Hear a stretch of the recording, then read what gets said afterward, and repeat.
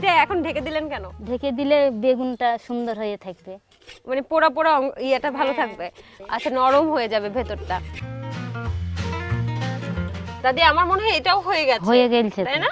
আচ্ছা, গরম গরম কালাই রুটি, এটাও বেশ ফুলে গেছে এবং শক্ত শক্ত না, আবার নরমও আছে। নরম হয়ে এটা নরমই। আচ্ছা দাদি, এখন আমরা কি করব বলেন তো? বেগুন ভর্তা।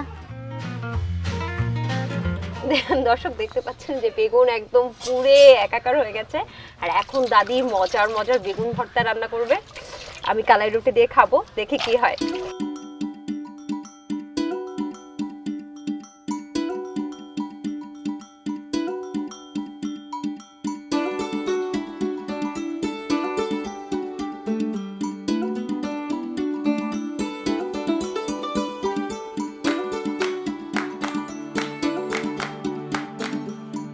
আচ্ছা, এখন এটার সাথে কি মিশাবো?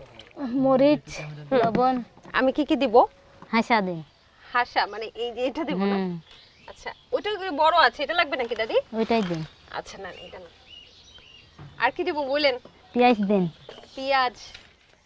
আচ্ছা, আমরা বেগুন ভর্তা বানানোর জন্য এখন পেঁয়াজ নিচ্ছি। কয়টা লাগবে একটা বেগুনে? 2টা দিন।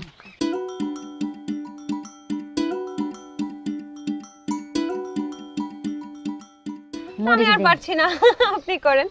মরিচ লাগবে, কাঁচা মরিচ? কাঁচা আচ্ছা, মরিচ। কাঁচা মরিচ এখানে আছে দেখতে পাচ্ছি। কয়টা লাগবে চাচি, দাদি? দেন 2টা।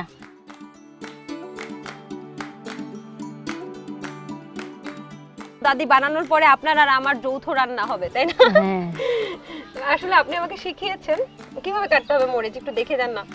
চিকন করে কাটতে হবে তোমার। অনেক চিকন করে? হ্যাঁ।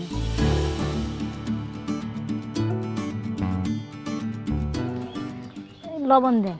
লবণ। আচ্ছা, এটা লবণ না? হ্যাঁ। লবণ কতটুকু দিতে হবে? পরিমাণ মতো না? আচ্ছা, এটা মাখানোর পরে এখন সরিষার তেল দেয়া হচ্ছে পরিমাণ মতো আর কি, যতটুকু লাগে না? হ্যাঁ। বাহ,